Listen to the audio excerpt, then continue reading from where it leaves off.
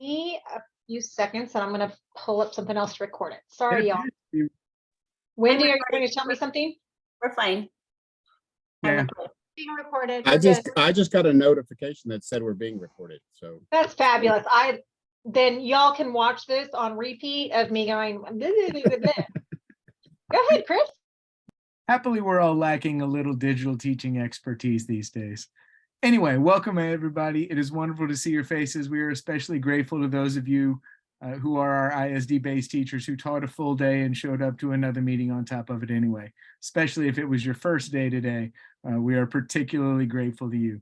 We are joined by a great many people today, many of whom we'll hear from. We are happy to have Matthew back from his sabbatical in the north of France. Welcome back, Matthew. It's wonderful to see you happy and on screen. We're joined by our department chair, Dr. Wendy Lim. We're joined by Dr. Melissa Biegert from the Academic Services Department.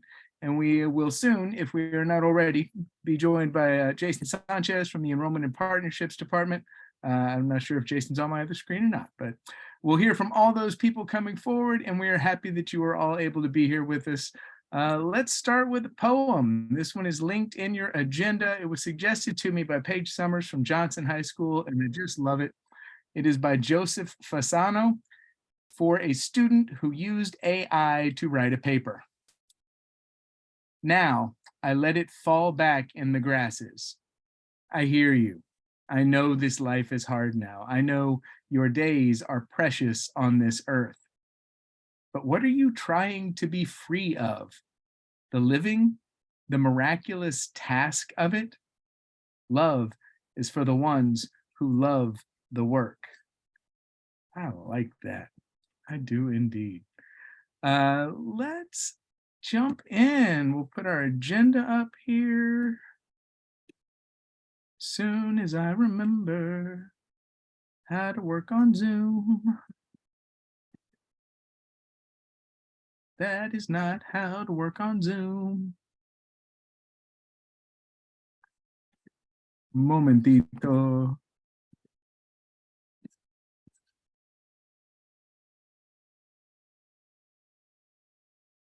Better.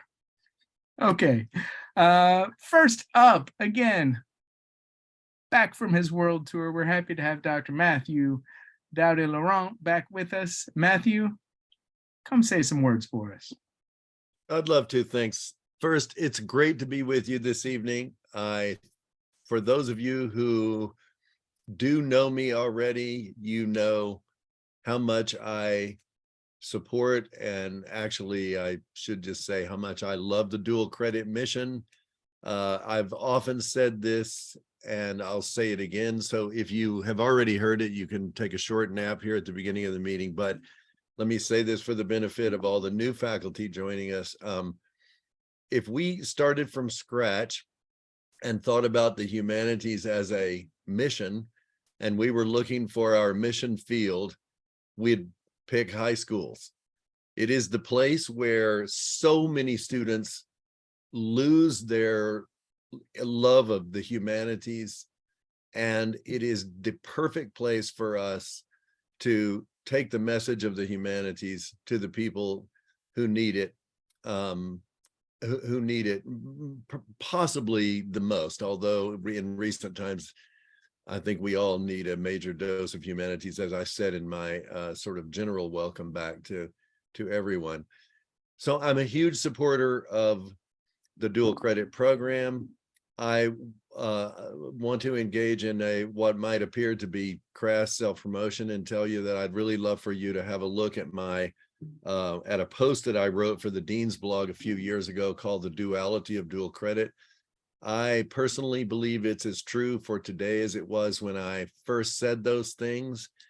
And I think it explains why it is such a challenging teaching mission to go into high schools and teach high school students who are magically transformed for an hour at a time into college students on a high school campus. That is a hugely challenging mission, and I think it deserves our best. And I've always thought that the people who tackle dual credit are among the, let's call them the elite forces of of our professors at ACC. So let me say thank you to each of you for that work and the work that's to come this coming academic year. If there's anything the dean's office can do to support your work or the mission, please let me know.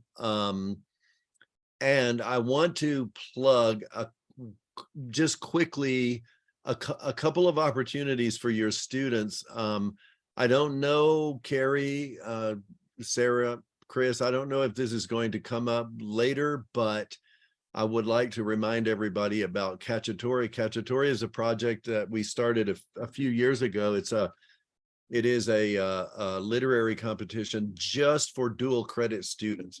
They produce some really amazing work. We have a website set up for that project, and I would encourage you to go check it out. And you know, if it's appropriate for you, encourage your students to participate. It's really fun. I think that's all for me. I want to get out of the way and let you tackle the business at hand, but I do sincerely appreciate the opportunity to say hello. I hope I can meet all of you face to face. I guess I will conclude by sort of a funny story. So I have been in France, mostly in France and Austria for the last 7 months. And so I returned home.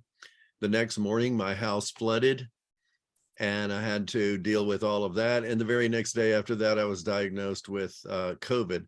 So that was my welcome back, Carrie. My welcome back to Texas. The heat didn't do anything to improve the flooding or the COVID, and but I'm feeling better now, at any rate. So thanks to all of you. Thank you for all the work that you do. And I hope we cross paths live when I'm not shedding viruses anymore. Take care. Have a great semester. Thank you so much, Matthew. We're grateful to have you back, and we look forward to that not so much shedding viruses state of being that you'll soon be in. We're happy for that. I called an audible here. I foolishly buried Dr. Wendy Lim way down in the agenda, and I know how anxious she is to say hello. So Wendy, you want to say hi for us? Sure, I'm so happy to say hello. I don't have a ton of prepared remarks because tomorrow CLS has our big meeting with lots of information coming at you. Just to speak to, I see Isela's here tonight, and Isela can't make it tomorrow, but we're going to really give you a moment to feature on Cacciatore and some of the other opportunities for students. So I just want to make sure, as I saw, I was thinking of that. Welcome to all of you. Some of you were hired 15 minutes ago, last week, 2 weeks ago. I'm delighted to see you. I hope our new hires can come to our happy hour, virtual happy hour. I don't know what's in your water cup. I'm not saying what's in mine, but we do have those opportunities. So we'll have a little bit more time just for some chit chat. Meanwhile, there's a whole lot of information coming at you. I'm very, very excited about the results of this meeting today. I'm not going to spend much of my time talking unless there's questions you'd like to ask me, or I can step in any spot because you guys have some really serious work to do. I do want to take a moment and put some cheerleading pom-poms together for the liaisons who are phenomenal resources for you. Sarah, Carrie, and Chris, fantastic folks. You can always ask them most of your questions, they have the answers to, and so they're just wonderful resources. At any rate, welcome. Thanks for being here at happy hour for 2 nights in a row, maybe. And I'm going to let you guys get back to your meeting, and we'll get back to this meeting so we can get to the good work of it. But it's lovely to see your faces. Thank you, Wendy. We appreciate you as always. Because I'm just not in game shape yet, I also, at the top of the meeting, forgot to mention the 2 people most important to my professional life. That's Dr. Carrie Connis and Sarah State, and our other 2 liaisons.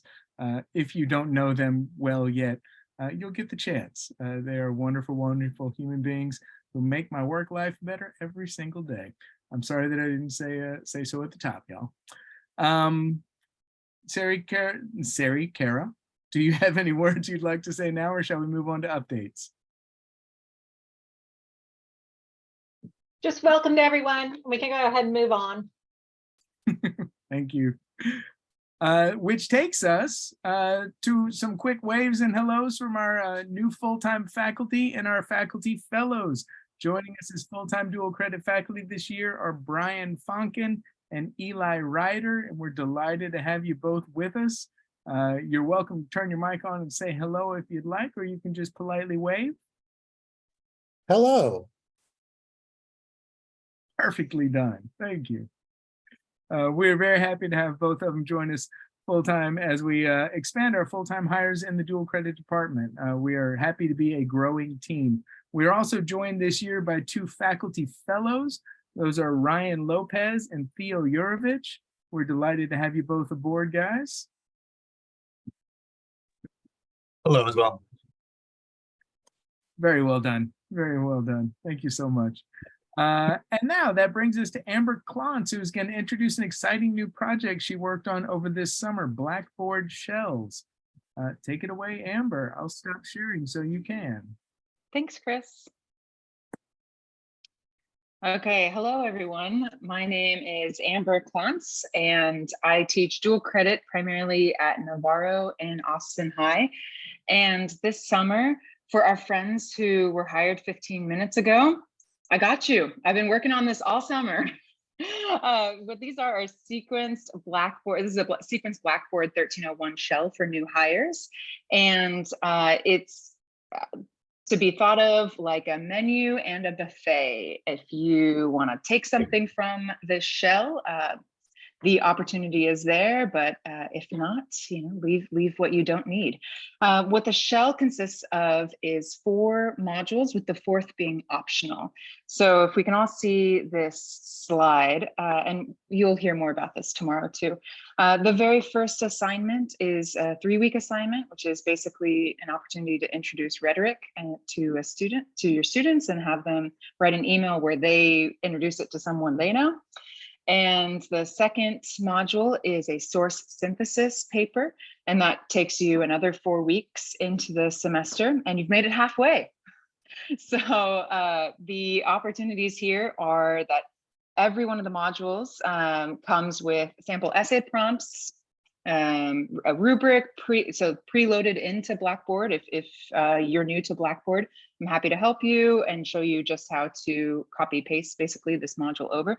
There's process-based low stakes writing assignments that are sequenced so that like I promised to my students, so that the essays build themselves.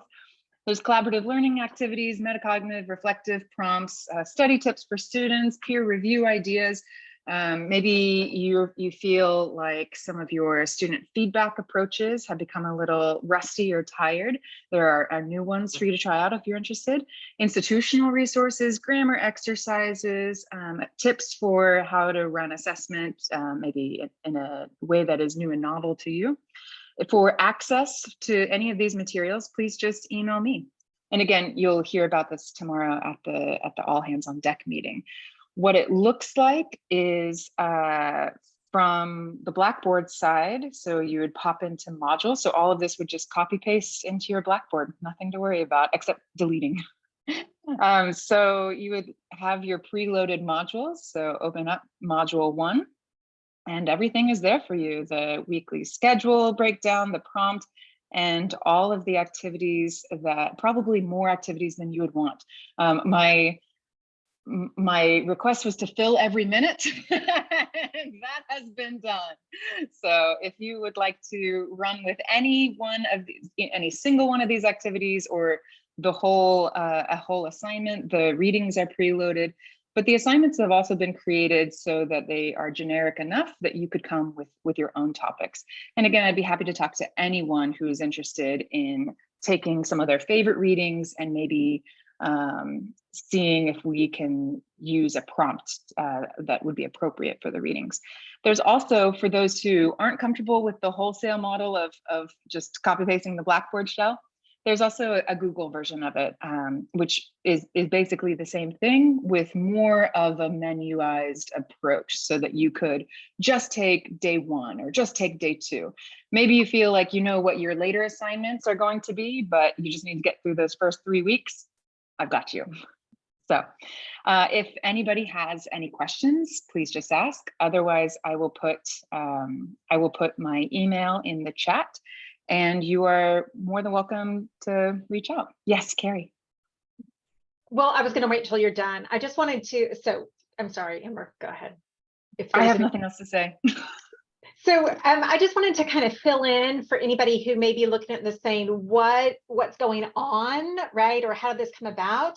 Sometimes when you're a new hire to whether you've taught before or not, systems can be different. Our LMS may be different than what you're used to using.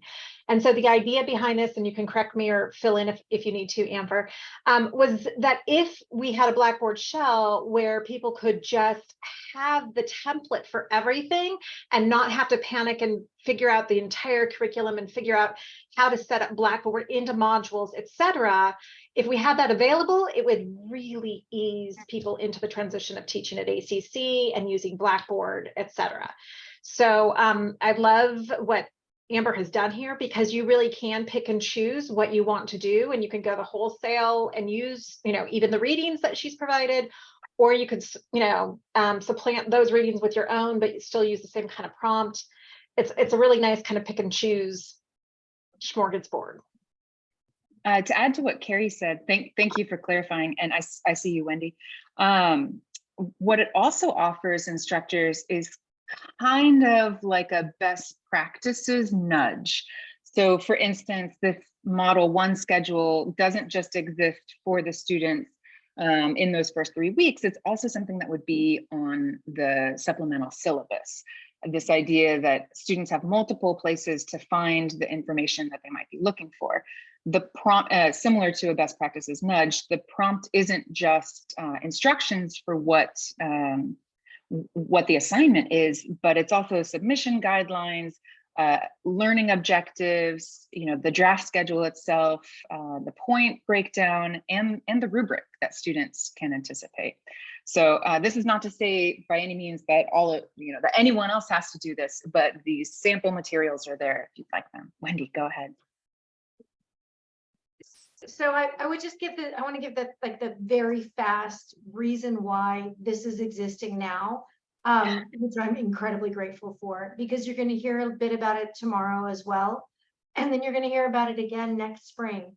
We have not created, excuse me, I'm just drowning over here. We've not created a shell specific to CLS, distance learning, new hire, or regular classroom at all. And in that sense, we're a little bit behind the curve on where we need to be with keeping our course materials organized, especially as Blackboard does things like change itself up, our LMS shifts. We have people that teach at multiple institutions. We've been a little bit of a hot mess in terms of not standardization, but just like utility. Like there's some expectations of what students need to see when they look at a class. This isn't designed to be prescriptive, but also we onboard so many new hires, particularly adjuncts, particularly in dual credit, and many come in without having used Blackboard before. So we're able to give them a lot to use early on. And then you're going to see this theme throughout the next academic year. What's our shell going to look like? There's going to be some stuff about QM. I don't want to worry you about that right now. What's our DLS, our online shell look like? What's our department shell going to look like? And it's going to look like very similar to what Amber has created. Amber's just fleshed out a best practices fully populated course for those who need or desire that. But you'll hear more about that, so that by the end of the year, my hope is that we will have something that looks sensible, that is useful, that is not restrictive, and that helps us organize our courses in a way that they look like courses. I'm not saying that it's the old guard that have hot messes of their Blackboard courses. I'm just saying that it's the old guard that have some hot messes in their Blackboard courses. And so this is a way that we can all get, we can make it look like that. So Amber just took this and flew with it, and I think it's fantastic, and I thank her. Where these assignments thank you, Wendy. Where these assignments come from is that CLS has an amazing culture of material sharing. So these assignments these prompts are basically the common denominator of what a lot of different instructors did, trying to make the language of the prompt generic enough that someone else could see the opportunity to adapt their materials to an assignment that they probably more or less already teach a version of. Amanda. Yeah, I was going to say some of the examples I've seen of other courses, when you get into your Blackboard, if you have like a 1301, they'll already have like an option for the shell, right? That like that'll exist and then your course will exist.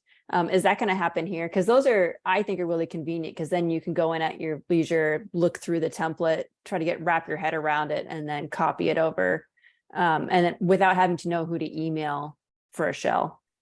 So right now that functionality doesn't work because this is made, if you're familiar with Canvas, this is made in the sandbox. So it's actually a different version of Blackboard. So you would have to first be given access to the demo before you could move it to your real Blackboard, if that makes sense. You're beating us by about a year. Our hope would be that, honestly, that we would have this for future classes when we've got a CLS shell for distance learning and a CLS shell for standard classes. And so ultimately the goal would be to not have to think and just have it show up there, like not have to think, not have to link. Thinker link. Thank you. I'll be here all week. Any more questions? Okay, if you'd like to chat, I'll be available over email, of course, but also in person at the meeting tomorrow. Thanks so much.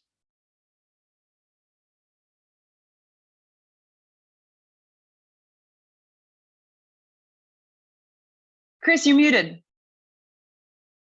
Awesome. Boy, I missed that. We are increasingly, I'm sorry, let me back up to the beginning. Thank you, Amber. We are increasingly a place that does a really good job of sharing, and we do it in a lot of different ways. We share individual assignments, we share syllabi. This is the first time we've been able to share a full course design, and Amber has put a ton of work in here. I encourage you to indulge your pedagogical Viking. Just go pillage all of the places that there are and grab the treasures. There are lots of them lying around. Next up, we have Lindsay. Lindsay's created a couple of really handy documents for us as well. Go ahead, Lindsay. All right, I'm gonna share my screen. Do you have to stop before I start? I'm gonna. There you go.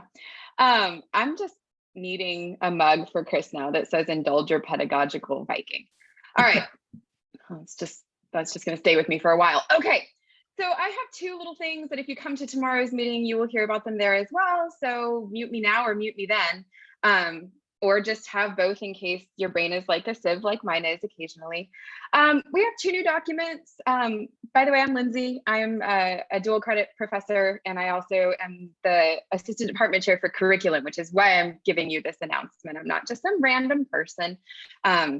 So we have these two new documents to help people out. I will tell you very honestly that when I came to ACC, I was very confused about what on earth I was supposed to do with my syllabus. So if you are one of those people who, as Amber said, was hired 15 minutes ago, the two big tasks facing you this week are probably Blackboard, which Amber has you covered, and your syllabus, which I am here to help for.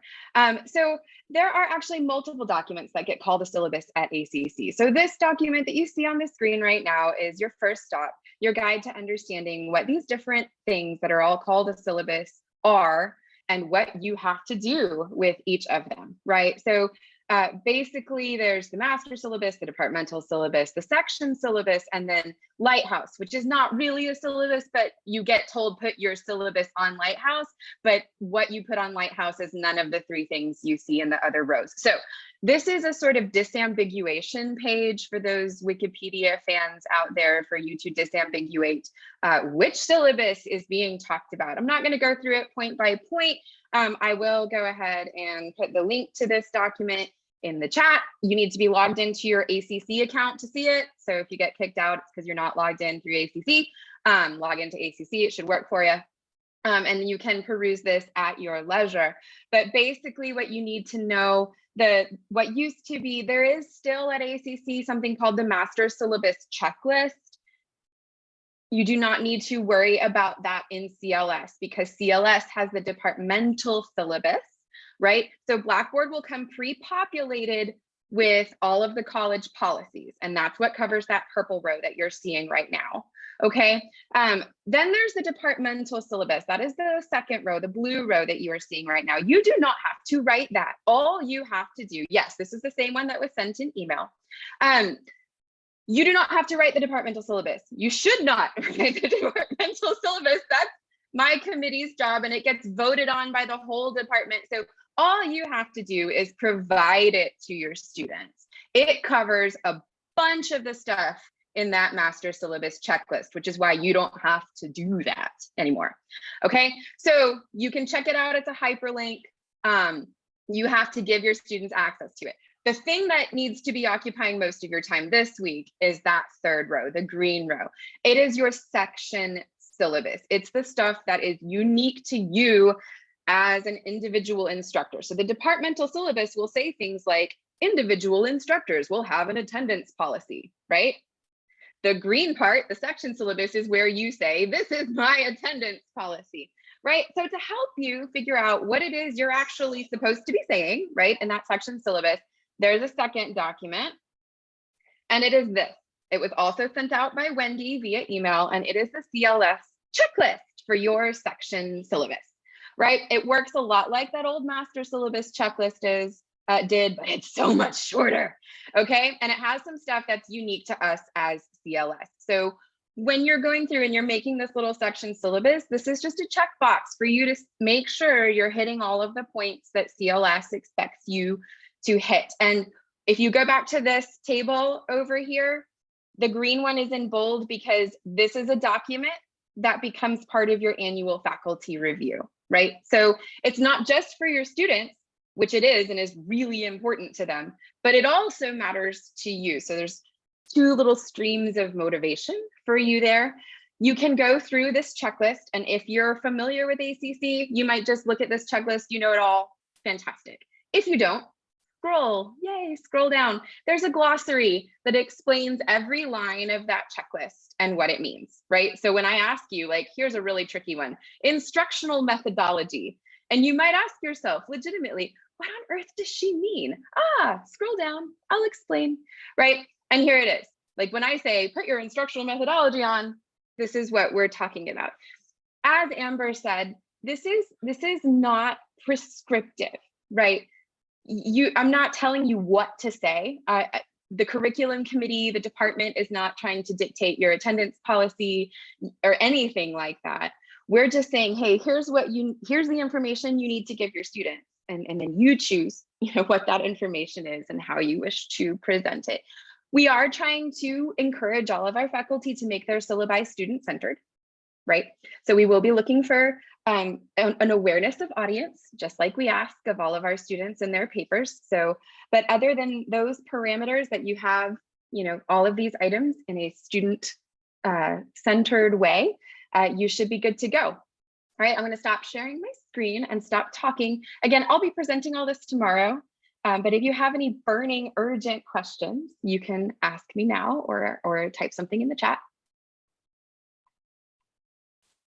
Thank you so much, Lindsay. Again, you can go back to your agenda and find links to both those documents and to Lindsay's email, so you don't have to remember her name, but she's Lindsay. You should remember her name. As the semester begins, we're all faced with a handful of things. We've got to deal first with figuring out Blackboard. If it's new to us, we've got to figure out putting our syllabi together. And particularly if we're teaching juniors, we've got to figure out how to help high school kids understand what it means to be a dual credit student. So Amber's got you for the Blackboard, Lindsay's got you for the syllabus, and Paige Summers from Johnson High School has got you on the What's It Mean to Be an ACC Student. Take it away, Paige.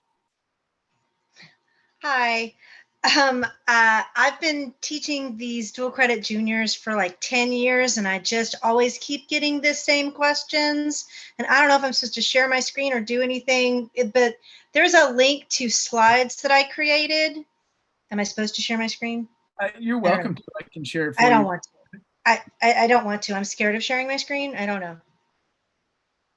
Anyway, I created I sat down with, I have a new teacher at my school this year, and we sat down together and we looked at all the things that the kids needed to know. And I realized it was also things that all of the teachers needed to know. And so I put together a slideshow that basically answers all of the questions that the little children need to know. What is an ACCEID? What is an email? How do grades work in college versus in high school? When do I find out? How do I use Blackboard? How do I see my grade? What's the difference between GPAs? And I think on slide 5, I have just a whole bunch of words that is, this is what things are like in high school, and this is what they're like for ACC for dual credit. This is what happens when you have a UIL absence in high school. It may not be the same in your dual credit class. You need to check with the professor. I have a whole slide talking about how they can get their accommodations if they have accommodations, because they don't understand that they have to do that themselves. So it's a little, here's how to do it. Here's what you need to do, because I found the first couple of weeks of office hours was me helping students figure out where to go for things, because they just didn't know and they were scared to ask anyone at ACC. And then later on, I have some slides that have some Johnson specific people, like here's who your college and career counselor is, here's who our enrollment specialist is, and whatever. And so on those slides, I've highlighted the information that you may want to put in that's specific to your school.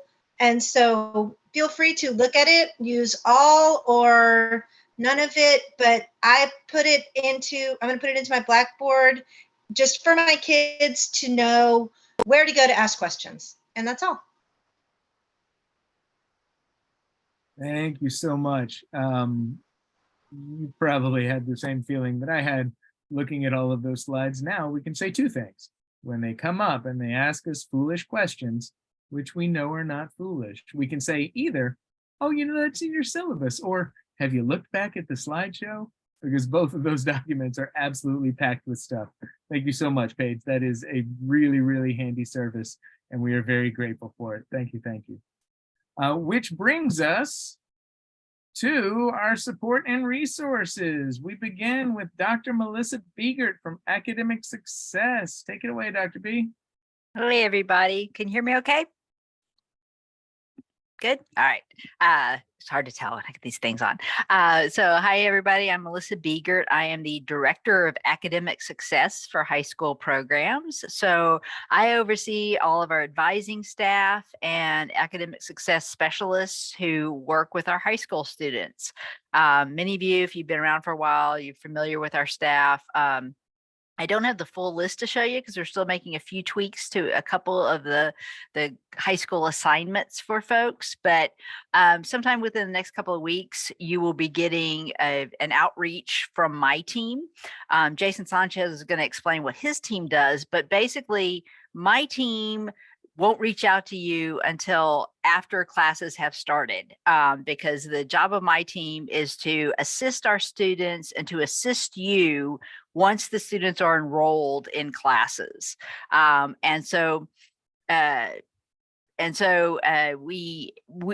team, we work with the students on advising them, tracking their progress, things like that, but we also help you guys. So if you're having a particular problem with a student, I highly encourage you, if you're not already, to utilize the academic alert system in Inspire. Anytime you fill out something on a student through Inspire, that gives us a heads up if there's an issue with the student, maybe they failed the test, or, you know, are not turning in assignments, or, you know, have been missing classes or things, you can put that in there. It will go to my staff member who works with that student. And then they will try to follow up with the student, find out what's going on with them, see if we can help them get back on track. You will also possibly be hearing from students and even my staff around midterm, because since ACC does not require our faculty to give midterm grades, it is very valuable to kind of have a gauge on how the student is doing about the midpoint in the semester.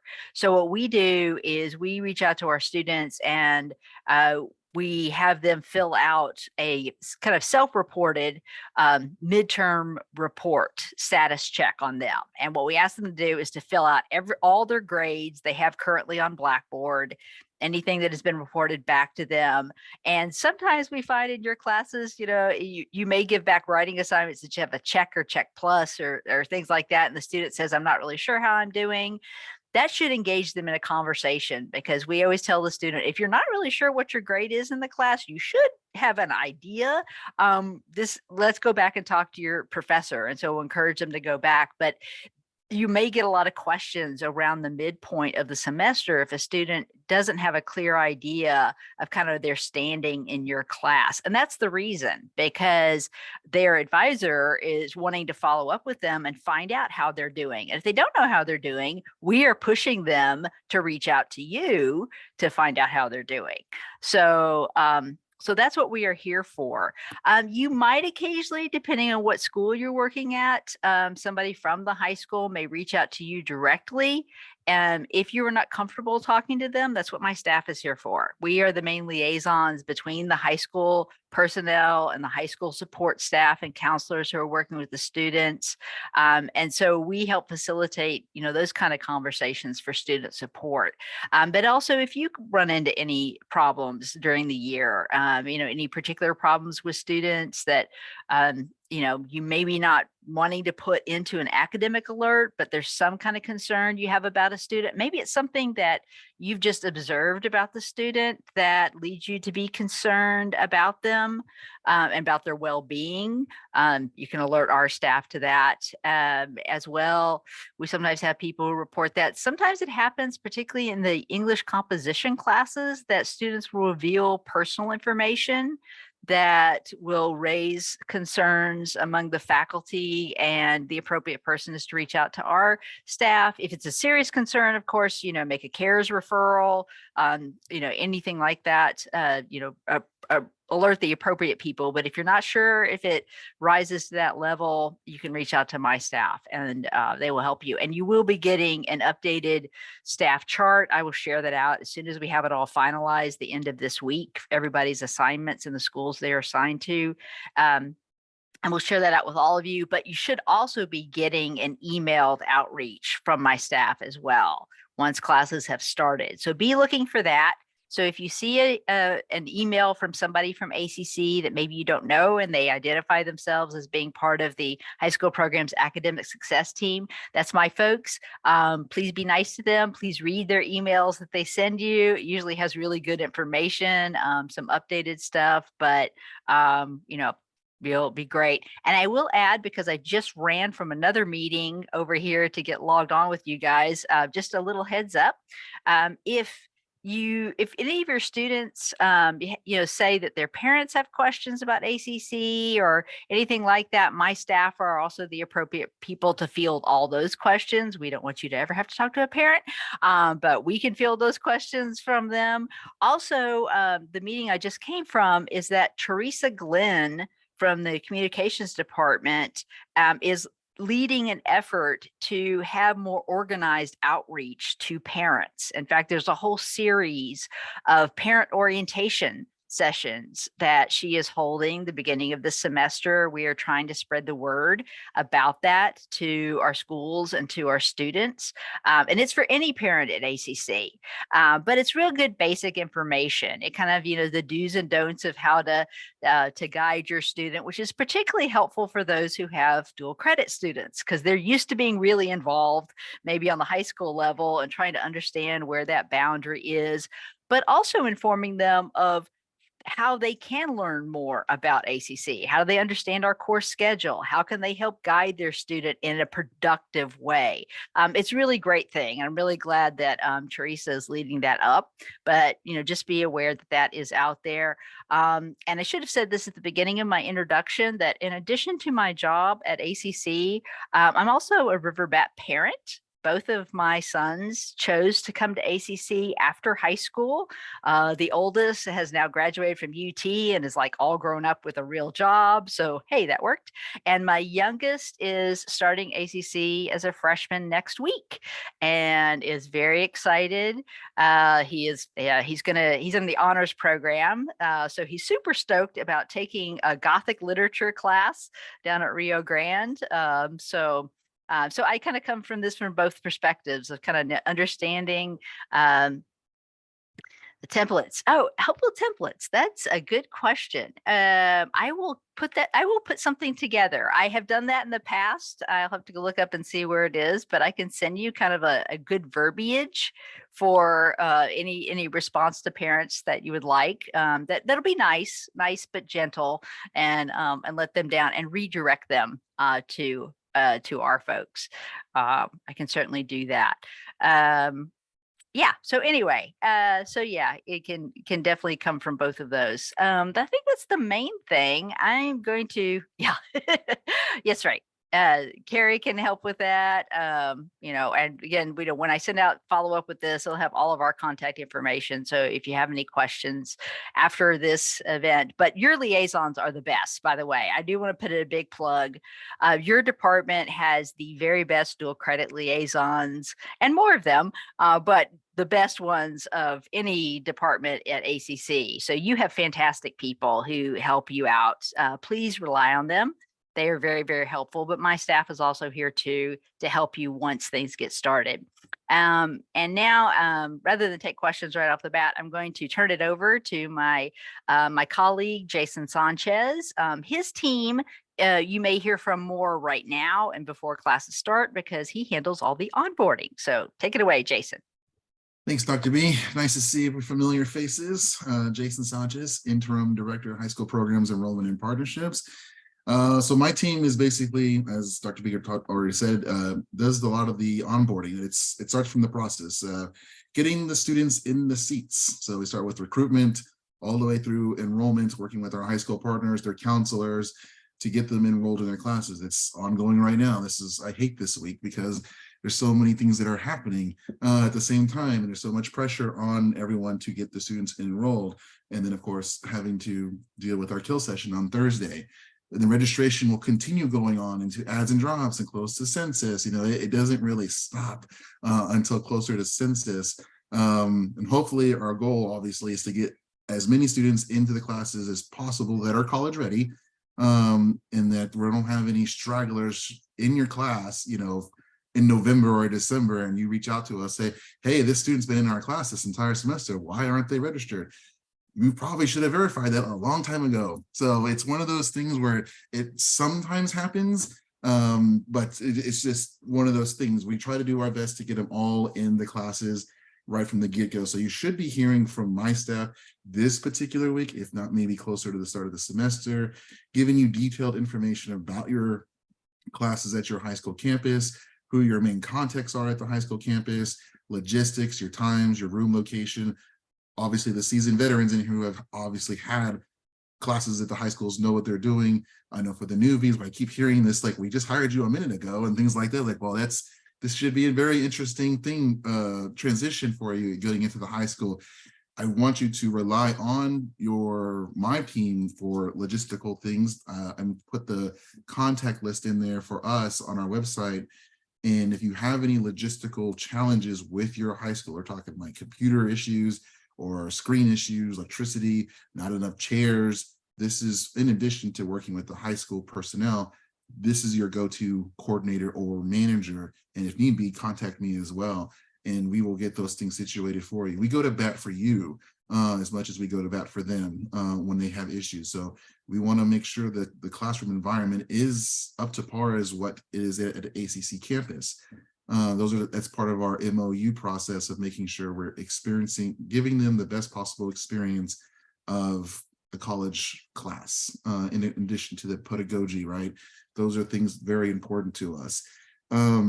If you find yourself, you check your roster, if you see someone that's not on your roster, but it's attending your class, I would err on the side of caution of just letting it play out. Contact your liaison, contact your counselor if you are able to, and let them know, like, hey, this person attended but not here, or not officially registered, especially within and as it drops, which is next Monday and Tuesday, and we can get them properly registered for the course as long as they're showing they have the proper documentation. They've actually gone through the enrollment process. They just, whatever reason, did not go through the enrollment process or finish registering. So that's one of those things. We have that ability to do those, add them in their classes, all the way up until census. Only if once we get past adds and drops, and this is kind of hard to remember sometimes, is once we get past adds and drops, we can't really just manually put them in there. The procedure is to confirm with you that this student has been attending this class either Monday, Wednesday, Tuesday, Thursday, and it's really up to you to determine a late addition to your class before census. When we get past census, it starts to get really tricky on why the student has been attending or coming into your class, and then we have to get them back into a regular high school class on their end. So please do your due diligence and make sure we're giving proper registration enrollments in your classes. I do want to make a note that there is a difference of populations here. We've got our dual credit population, and then you have your early college high school population. The early college high school population has been taking classes since 9th grade, 9th and 10th grade. EDUC, a speech, humanities, arts. This should not be something new to them. As I heard, Paige talk about in an orientation of so many things for dual credit students, these students have been, they know what they should be doing. If there's anyone that's not like totally clueless, then that is definitely something where we need to show up our onboarding of helping those students get reacclimated to their classes for early college high school at our ACC campuses. The high school campuses, it's good to see that information. We do provide them an online orientation, which gives a lot of information, but by the time they've done that months ago, in a lot of cases, a lot of that information gets lost on them. So kudos to you, Paige, for re-emphasizing some of the things they've probably glossed over. In worst case, their parents glossed over in their orientation what they were supposed to review. Because we definitely don't want to, they don't get the same level of onboarding as the early college high school. Like EDUC 1300 is required for early college high school. So they get really a lot of that in that freshman class, whereas these juniors really have been, this is their first go at a lot of the college world. So that's some of them get it, some of them don't. And we're one of my goals this particular year is to shore up our online orientation, make it more robust for what it is, because it's very surface level on a lot of things of this is who you contact, this is a SAS, and here it is. A lot more information is definitely needed to help them feel a bit more of understanding what's expected of them. So I appreciate that from Paige. If you're not familiar, for those faculty who have been recently hired within the last 30 seconds, you are supposed to, I put another link in there. This is the dual credit faculty training website. If you haven't familiar with this, or you haven't seen this before, this was put together by some of our actually in this room here. The information that was given, how to try to help onboard you of what's going on. And Matthew mentioned the duality of dual credits, that's pieces in there. There's a collaborative effort amongst the faculty and deans in our department as well. It should give you some insight on how to navigate the high school world, especially at the high school campuses. It still needs some more robust information, and Dr. Biegert and I were in a meeting this morning about the fellowship that might be created for a dual credits platform through TLAD. So more information, training will be coming along in the coming year. There is something to look forward to if you are able to participate.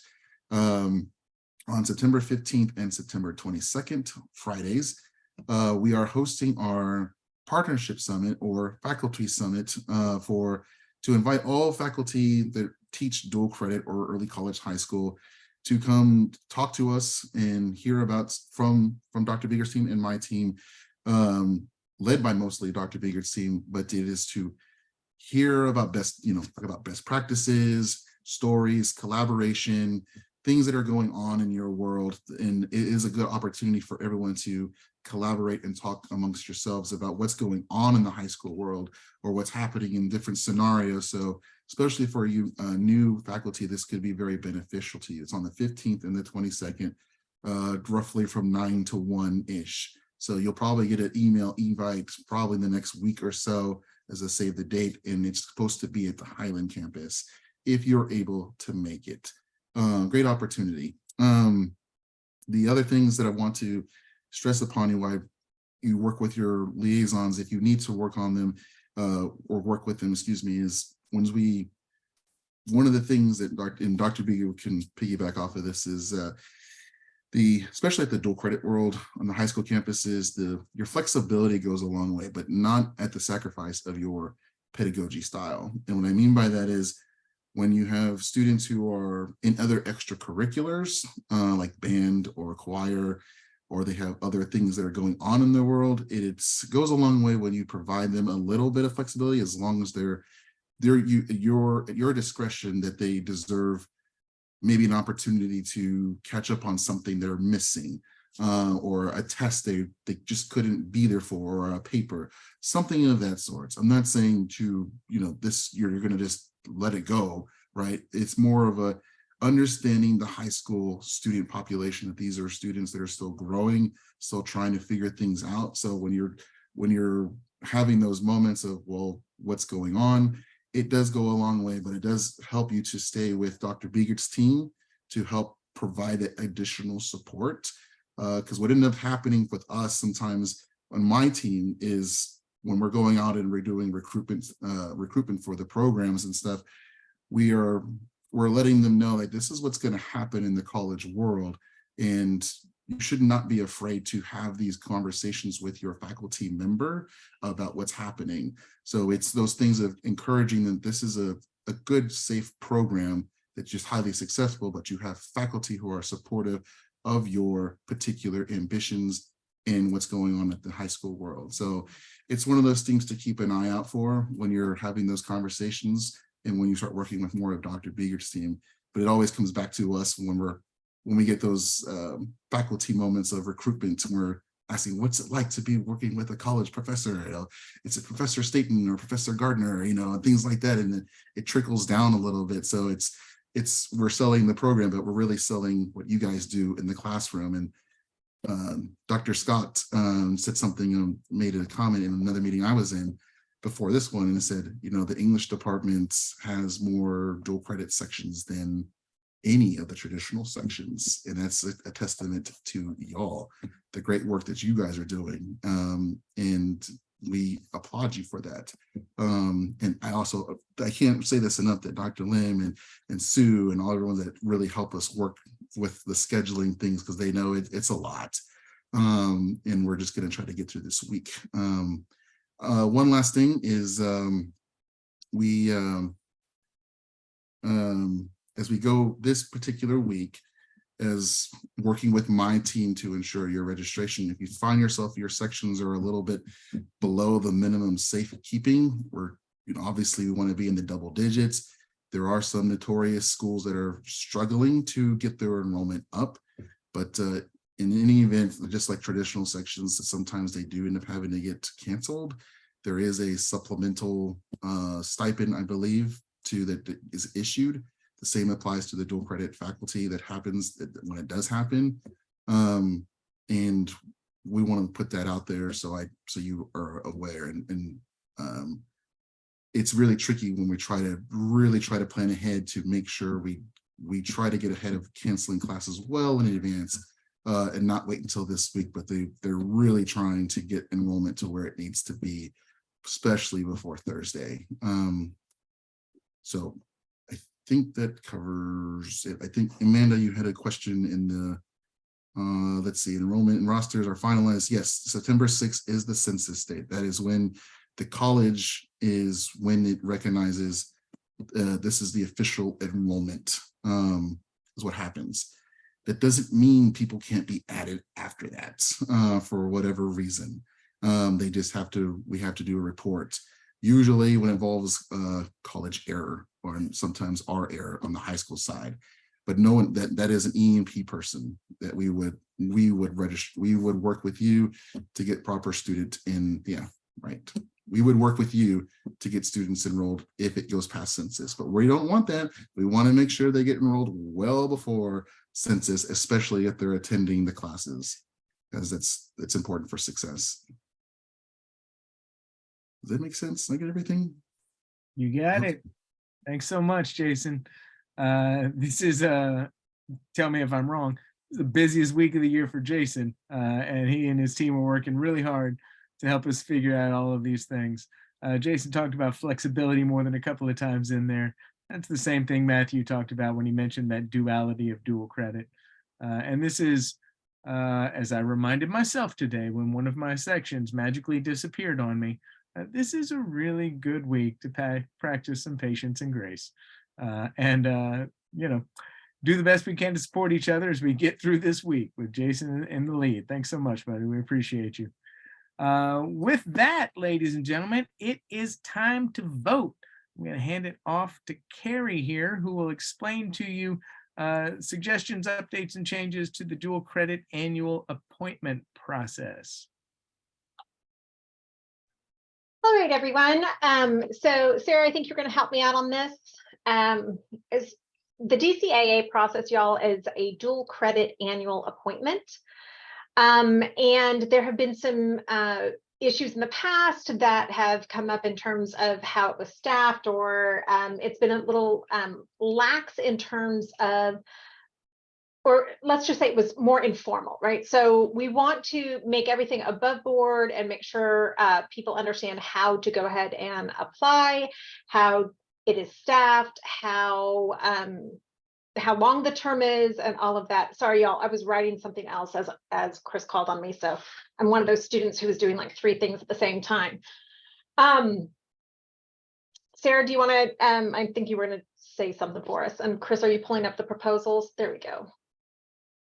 So for our new folks that are coming in, DCAA is dual credit annual appointment. It's essentially allowing folks to apply for a year appointment at their selected high school. So you would be able to teach there in the fall and in the spring.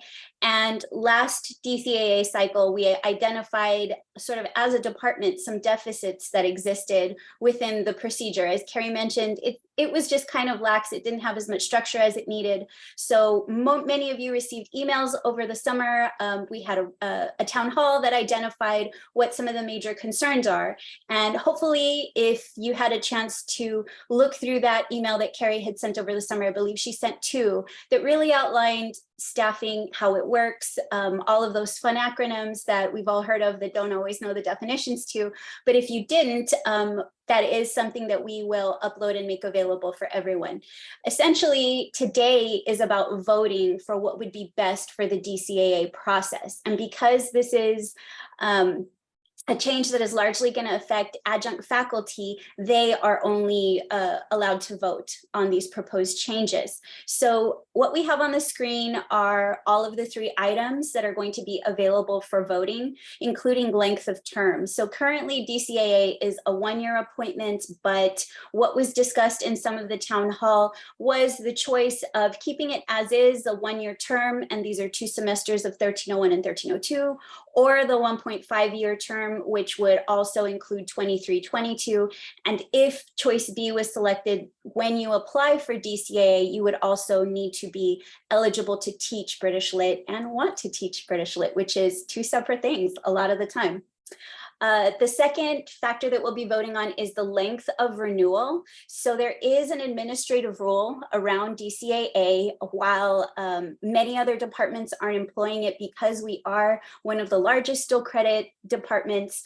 The administrative rule is really important for us to follow. So it mandates that DCAA is renewable annually with summary teaching evaluations of good or excellent in all categories and acceptable evaluations. So we can still look at modifying that administrative rule specific to our department. So do we want to keep the renewal with no limit, indefinite renewal for as many times as you'd like to apply? It's available to you.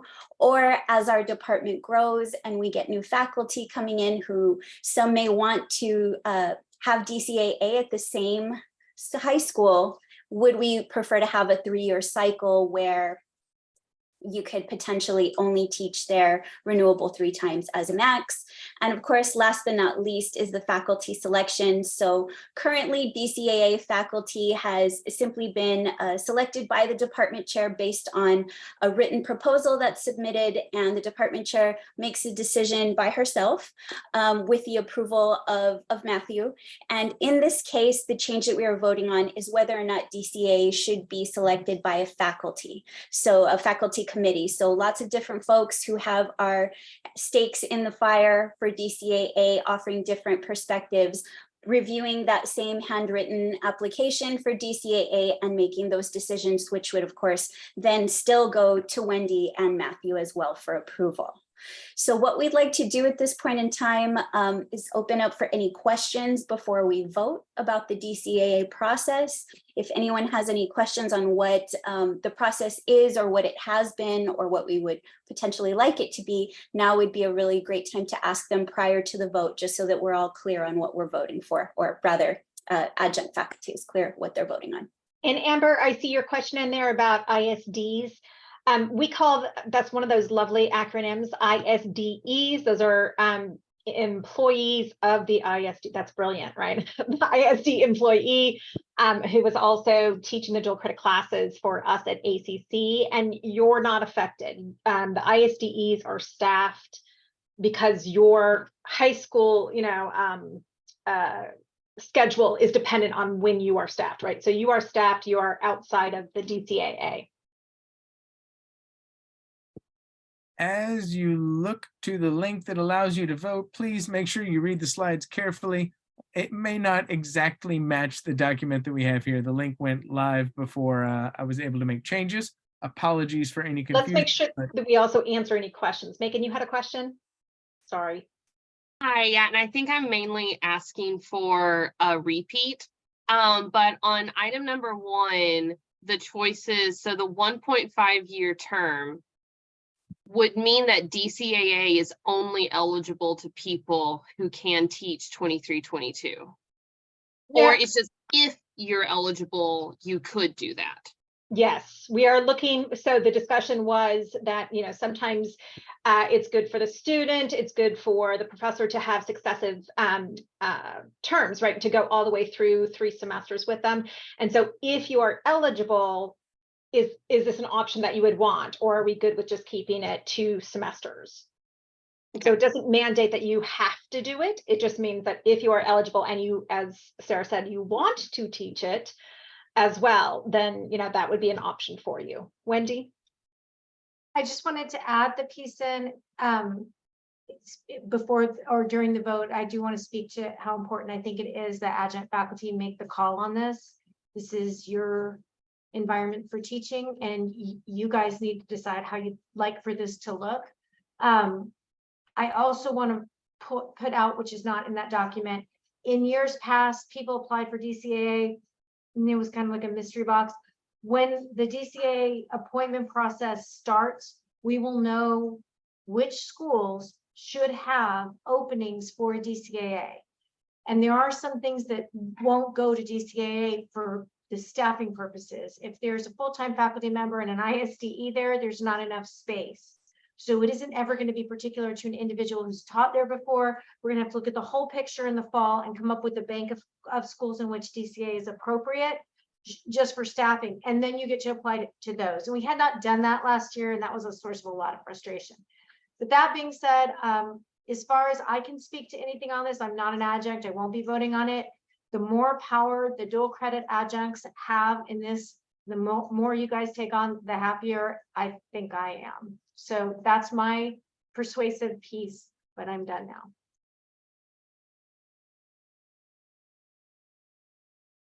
Amanda? Yeah, I'm brandy new, so I feel like I'm being jumped into this, but and I'm not sure if I can speak to it specifically.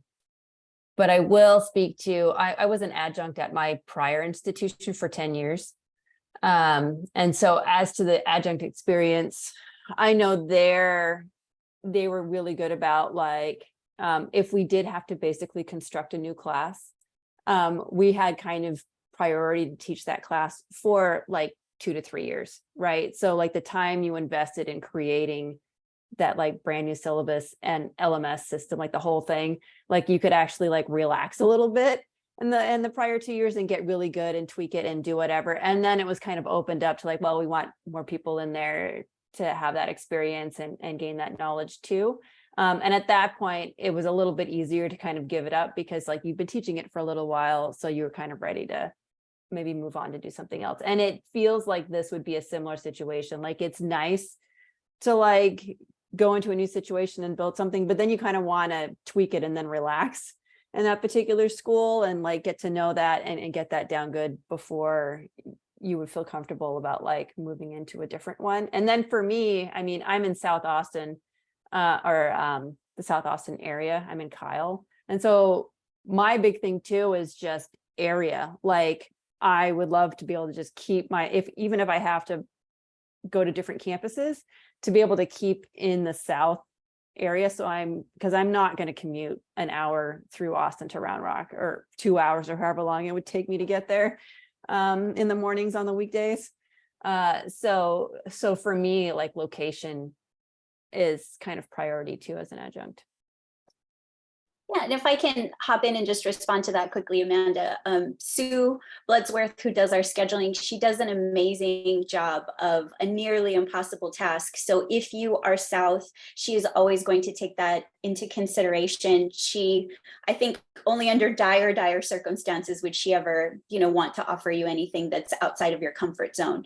But what you were speaking to, the way that it's done at your other institution, that's really what we're looking to do with DCAA, is create a situation where our adjunct faculty has a set amount of time where they know that they are guaranteed a class at least for the foreseeable year or year and a half. And so that's really, that's our goal, because that builds the relationship with the high school, that builds the relationship with the students. It's also that comfortability you talked about with, building the curriculum. So that's why this is such a tricky topic, is because we want to build a system that ultimately supports our adjuncts. That's what we're here for. So hopefully that helps clarify. Jason, did you have a follow-up question? Yeah. Hey, I'm Jason. So I am a ISDE. And this is my first semester working with ACC. Happy to be here. So I shouldn't vote on this, is what I'm hearing, or I still can. I believe you still can, Jason, because you're a part of the ACC dual credit adjunct pool, whether you're an ISDE or not. Okay. This is part of your work environment, work experience, and I would think your voice is welcome. I am jumping in on something Sarah said because it's so confusing. Sarah mentioned that we guarantee DCAA's classes. We guarantee we'll staff you, but if the high school cancels your class, we cannot make them make a class for you. So that does, and is currently happening as we're speaking, unfortunately. Chris is like, yep, you're looking at me. So from the staffing perspective, the ISDE employees and the full-time faculty staff first. Then there's a distinction that is not on the table here that is at the discretion of the department chair. That's college-wide, called MSTA, I'm going to screw that up. MSTA, multiple semester term appointment, or multiple term semester appointment. It's one of those two, but it's an M and there's an A at the end. That's not on the table here. That's something that has to happen, call it department-wide. DCAA would staff next, because you would have, or maybe ISDE adjunct full-time. Thank you, Chris. DCAA would staff next, so you would have you earned or granted by your committee DCA status. I approve it because I'm only going to not approve it if something insane happens, and then you are placed in that campus, and then regular adjunct staffing would go. So it gives you a bump and a little bit more security. But we are really looking hard, this is an aside, at our high school partners and who is a partner that is a healthy partner to have in this relationship, because they don't cancel on us, they don't change the venue, they don't change the date, and who is a little bit less healthy. And we're going to be more inclined to offer DCAA to a high school that is stabler-ish, more stable-ish. So that's a little bit more information on, hopefully, but I do think ISDE, anybody who's dual credit adjunct, this is the tone of your own organization group together. So y'all should vote. I did have a follow-up. So you talked about the 23-22 class. So when I interviewed for this, they said I had to teach that to be considered. But then I've worked for Gerald. So Amanda, you would hate that drive. I can tell you that. That's basically the Canadian border. But so they told me I had to teach that class, but then they scheduled all my sections on Tuesdays and Thursdays.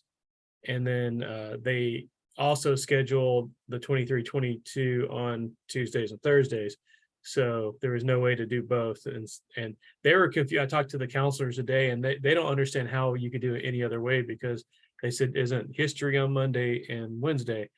And I'm like, I think it can be done, but I don't know. So I'm like, it makes no sense, because ACC had to go hire another professor to cover those. And it's literally just they've put us out in the portables. They've really put us out in Siberia. AC didn't work today, nor the internet. But it's right next door. So I don't know why I couldn't have covered that, but maybe that's something we can talk about later. Yeah, pinging Jason on those concerns or one of his team is definitely the way to go. Sarah, I just wanted to say something kind of to piggyback what you're saying, and also what Wendy was saying too, and at the town hall meeting. As someone who I was a DC AA for several years, quite a long time. And one thing that is really important for those of you obviously that have been teaching, but some of you new people, that is a huge difference from regular classes to high school kids. You know, they really do, I think, need that kind of familiarity, right, with the, if that's possible, with the same teacher with 1301, 1302, and then if it could go into British Lit, like it, you know, I taught for many years, just, you know, just normal classes, but that is a big difference. So I think, and Sue came up with the idea of like 1.5 years if possible, right? So I just want to say that is a really important consideration in everybody's voting, that that I learned firsthand was different than just teaching regular. So everything you said, Sarah and Wendy, I just wanted to say the same. Thanks for adding that, Isela. Dylan, did you have a question or a comment? Yeah, sorry, this might be kind of a dumb question. On option B, like if the renewal is indefinite, would that limit the number of, I guess, new DCAA slots that are available? So the idea, okay. Sorry, so the idea behind that is, let's say there's a campus, I'm just going to say Austin High School, and there's enough sections offered that you can have a DCAA there. If so, choice 2, or the proposal 2, the length of renewal, if it's indefinite renewal, let's say, Dylan, you're awarded DCAA this year for it. If you want to apply again next year, and the year after that, and the year after that, and everything's in good standing, you're good. It can't necessarily be. So that's the idea of a sense of security for you, a sense of security for the high school, et cetera. The other way to look at it, because we have such a large adjunct pool, is you can have it for 3 years, and then you either need to go look someplace else for DCAA because maybe somebody else wants it, right? If nobody else applies for Austin High School on that 4th year, then you're fine. But let's say there are 3 other people, or however many want to, that's kind of, Wendy has kind of labeled that as a share the love kind of DCAA, right? So that opens it up to more faculty members to be able to stay at one place for a little bit. Okay. Does that make sense? Yes, and just one follow-up. If in the indefinite scenario, you have to apply every year or year and a half. Yes, you would have to do that, because we don't necessarily know that you automatically want to renew it. So it would still be the process, but if nobody else wants it and everybody has voted for A, then you're good. Okay. Presuming all the other evaluation criteria and stuff is what's already in the AR. Okay, thanks. I think an easy way to say it, option 1, if you get it, you really can't lose it unless something goes terribly awry. It's yours. In option 2, you get it for a little while, and then you give it up, and you either try for a different campus or another faculty member comes in. That's the share the love part versus Mhm. It's like serial monogamy versus lifetime monogamy.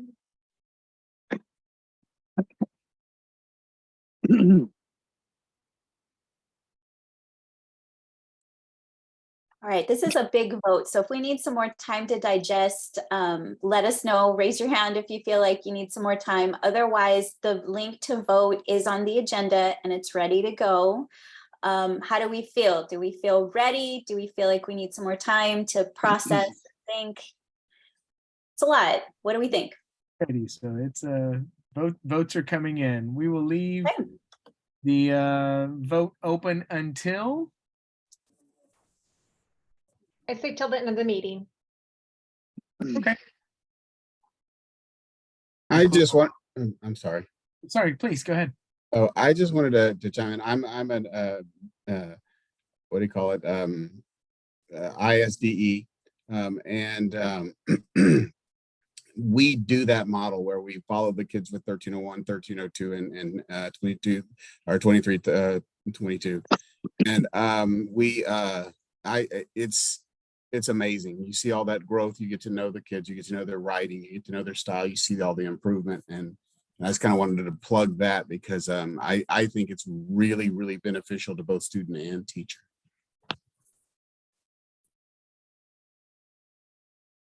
Many of us who've had the opportunity agree.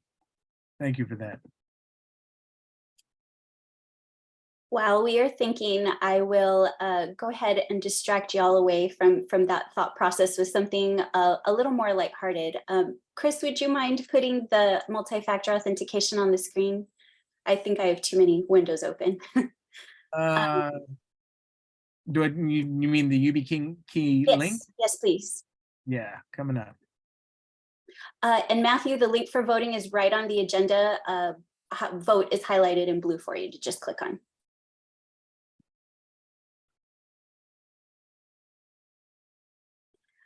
All right. Ooh. What's up? We got a weird screen, Chris.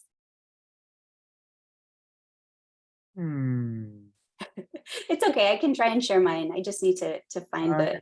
Says it's. How about that? Is that better? I may be running a delay. All right. Can y'all see my screen at this point for multi-factor authentication? Yes. Excellent.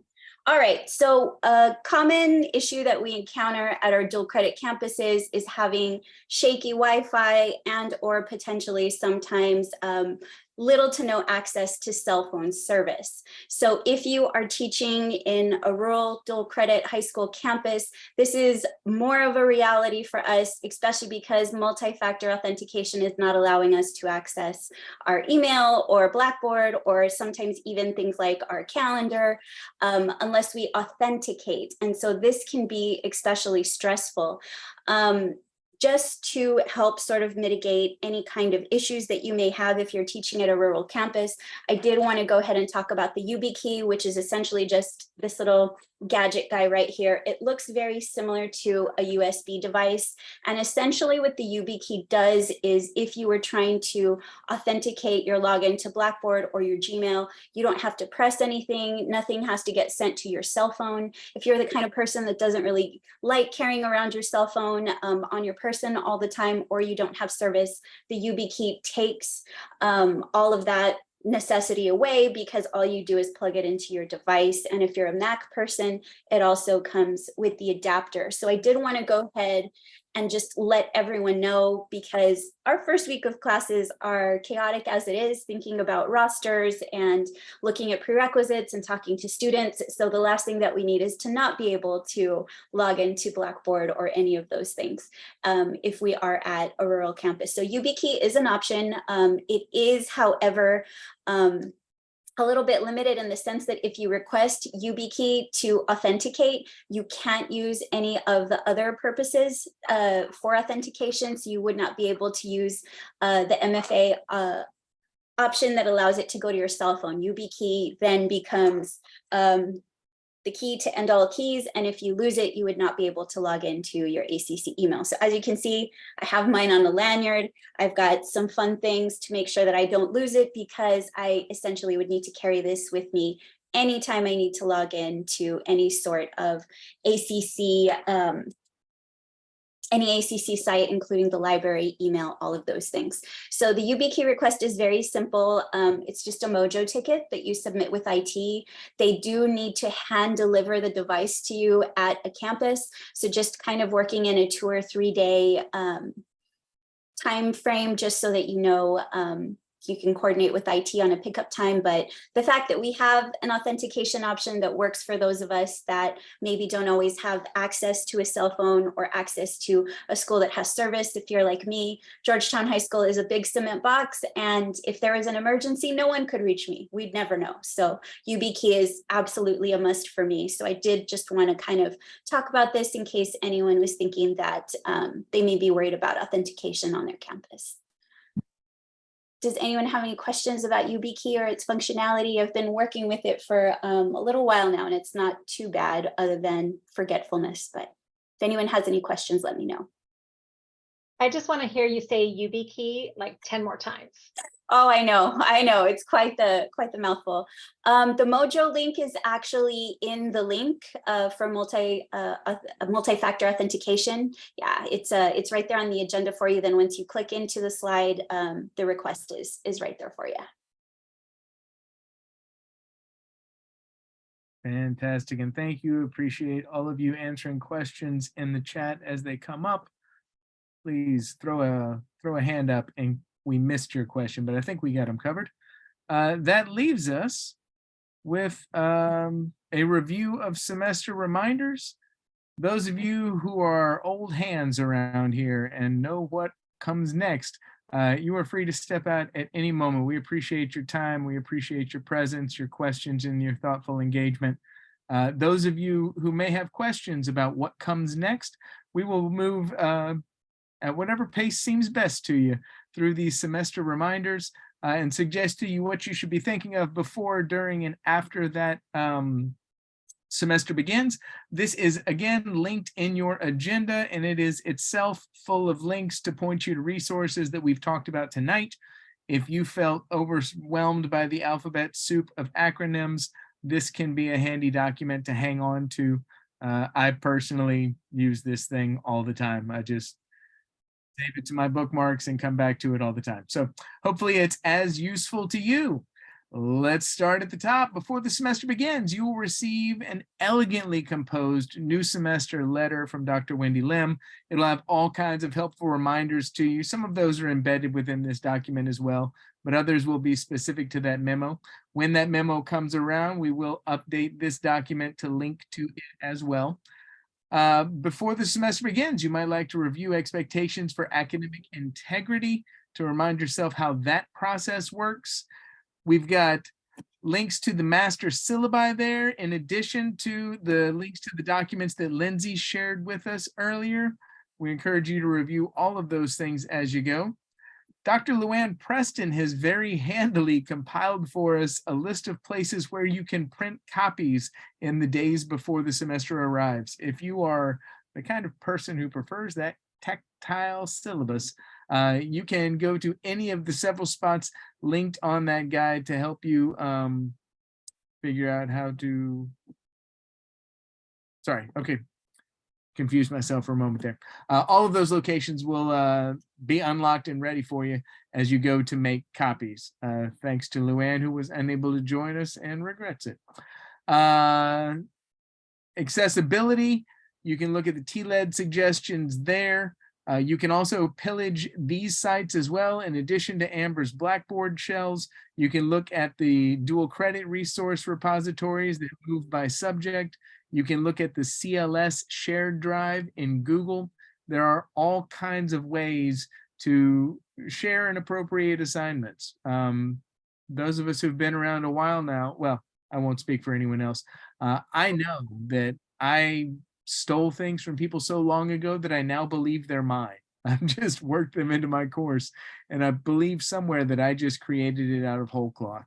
It's never the case. Teachers are always magpies. Go find a shiny thing and fly down on it. Those are two spaces where you can do that exactly. Checking for prerequisites, particularly if you're teaching 1302 or one of the advanced literature courses.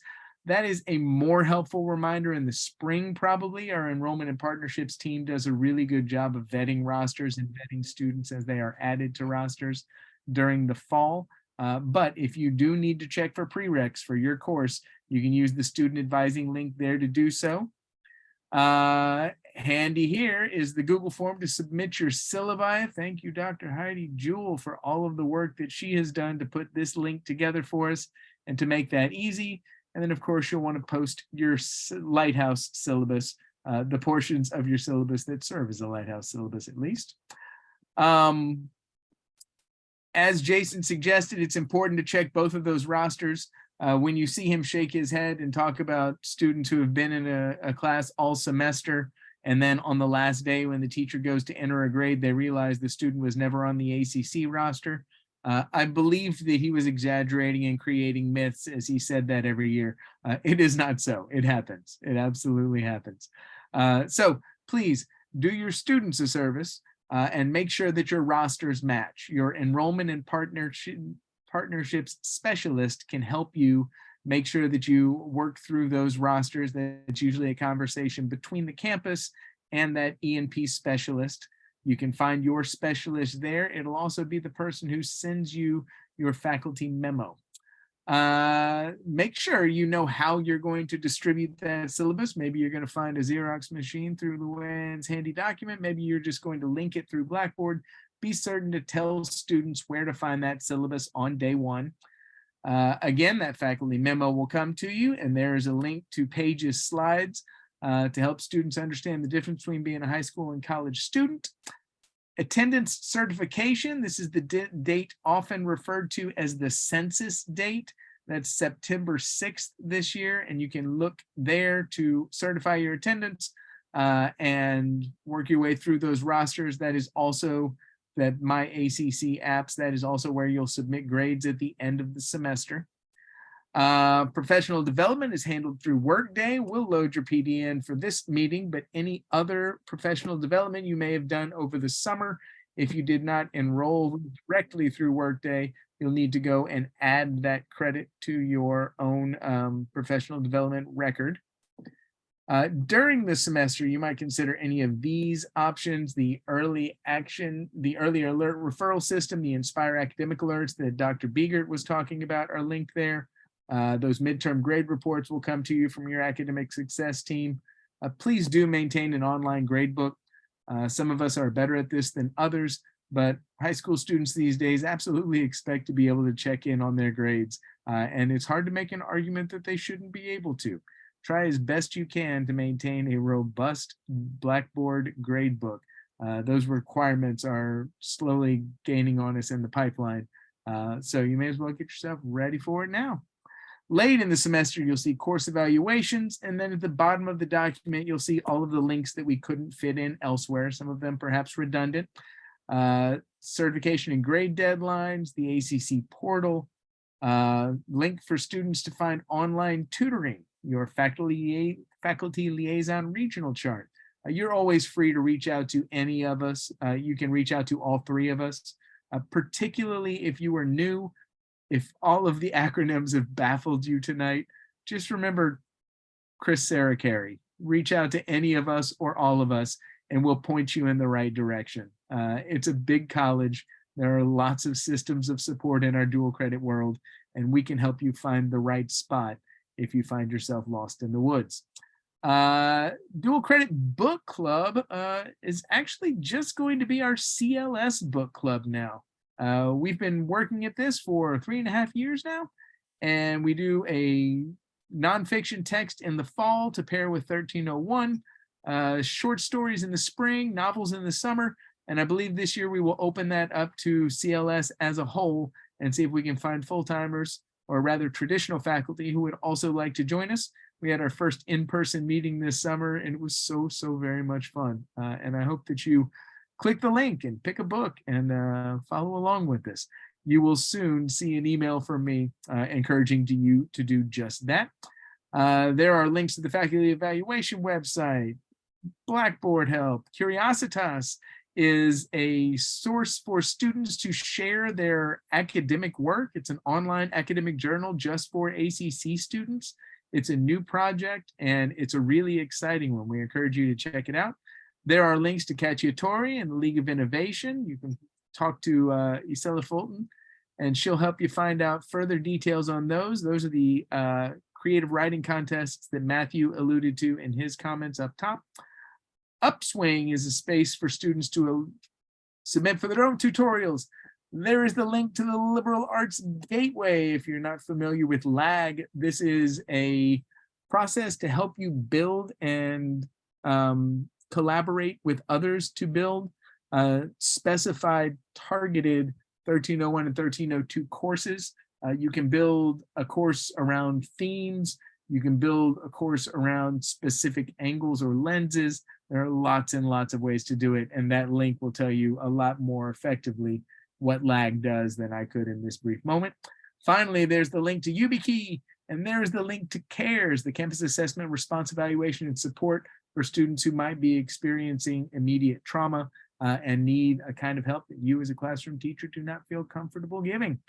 Ladies and gentlemen, I apologize for reading a document to you, but those things are all also important, and I hope that you know that they're there.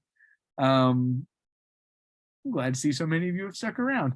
If you have any questions for us, I heard beeping and beeping and beeping. Hopefully that's happening in the chat, but we're also here and willing to wait around if you would like to stick around and ask a further question. If you have had all of your questions answered and your heart is filled with joy, thank you so much for coming to our fall dual credit meeting. We appreciate you being here. You are the wonderful people that we love working with, and we're so glad to see your faces and ready to jump back into the semester. We're always here for you. Just reach out and let us know how we can help. And if you have a question, stick around. Thank you so much to our presenters tonight, Paige, to Amber, to Lindsay. Thank you, Wendy. Thank you, Dr. B and Jason, if you're still here. Thank you, Matthew in absentia. We appreciate all of you. Thank you, Sue, just for being Sue and being amazing and making the whole wheel spin. We appreciate everybody. Thanks, y'all. Are those a couple questions or are those buys? I'm not sure with the hands. Sarah Stockton? Yeah, I have a question. Hi. Yes, Sorry, please. the camera off. I'm a little under the weather. You're fine. But I was just wondering, and I apologize if this has been mentioned before, who is our campus liaison? Like I don't know, like who do we talk to about keys, about access, about any of that stuff? Or do we not know yet? Is that just like one of those beginning of the year things? It's both and all. And liaison, yeah, liaison is also one of those words that has like several different, it depends what you're talking about. So what I would say is tell me the school that you're at, and then one of us will get in contact with you. That's probably the best way to. So I am at Hayes and I'm at Lake Travis, Hayes High School and Lake Actually, Travis. Chris, those are both yours, I think, yes? Yes, Hayes and Lake Travis are both me. Yeah. Cool. So your Hayes High School students should be Julie Petrie. That's information that'll, sorry, I was reading. And if Carrie just said this exact thing, I apologize for repeating. That faculty memo will tell you exactly who to talk to.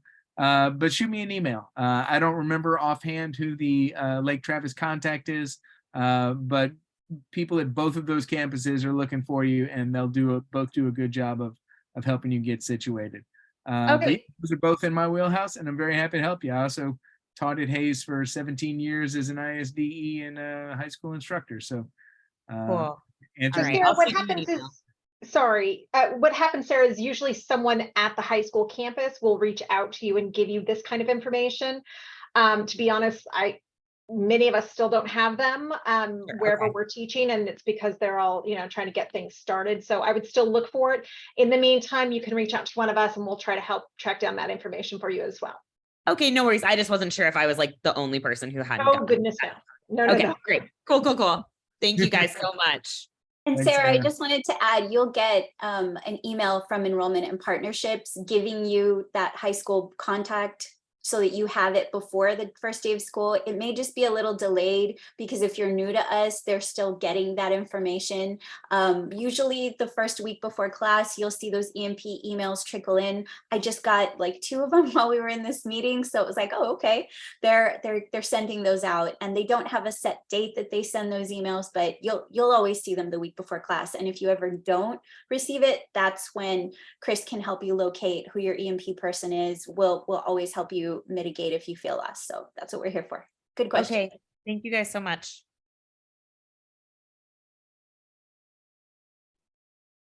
What you got for us, Jason? Sorry, I was just going to say I'm coming to the meeting tomorrow. I want to make sure I meet everybody in person. What's the parking situation like there? There's a garage that you can park in, and it's a short walk up to the big building, because there's like a teeny building. It's the big building. And Sue, Sue, you just go in and go straight, right? Do you go in and go up? I don't know where I'm going. We're on level 1. So when you're walking up from the garage and you come to the first building, there'll be an entrance that goes down. You can go in there and then go up the glass stairs, or you can go up to the arched stairs to the second entrance, which is on level 1, and then you'll just go to the right. Okay, cool. Well, I guess I'll see you 10 o'clock, right? Yes. Cool. See you then. All right. Thanks, Jason. All right. Night. Sarah and Chris and Carrie, you guys do such a great job. I just have to say thank you again. And the voting I thought went very well. I mean, the way it was set up. So Wendy, all of you, thank you. But I wanted to say, if you guys could send me, because Matthew was texting me during the meeting, if we could have a list of the people who, I don't know how to say it exactly, that they're ASID or the ISD faculty, plus they teach dual credit, because Vision and Voice, which is the other contest, is a K through 12. So really anybody, that is out in the world, any of their students, even our dual credit students, are part of this too. And if any of you have friends, family, kids that are in K through 12, we want them to, so Matthew really wants to push that too. So I just wanted to add that also. So if you can send me a list. That is a really good idea, Stella. Thank you. Yeah, because you saw the festival, we were able to Yeah. highlight. Oh, and by the way, those of you, and Wendy, I told you, Rob, because I'm all day at Northridge, so Rob's gonna do it. But one thing that is really important, so for regular classes, Wendy, that is the League for Innovation, right? And one of our regular ACC English students, her poem was chosen nationally. So she won nationally 3rd place. So she got $100. She's in the national. So it's very, very cool. So that, we've been participating with this group which is the League for Innovation, which is a big community college. It was a coup that Matthew got us involved with them. So in the last 4 years, we've been participating. One of our students won, which was dual credit. Now they don't allow the dual credit anymore, but he won short story out of, and these are hundreds of entries, and he won $500. And then this year, one of our regular ACC students, her poem won 3rd place. So we're batting 1,000, so I'm happy about that. So anyway. All right, guys, bye. Thank you. Thank you so much.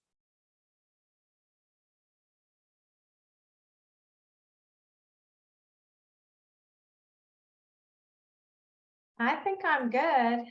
Are you guys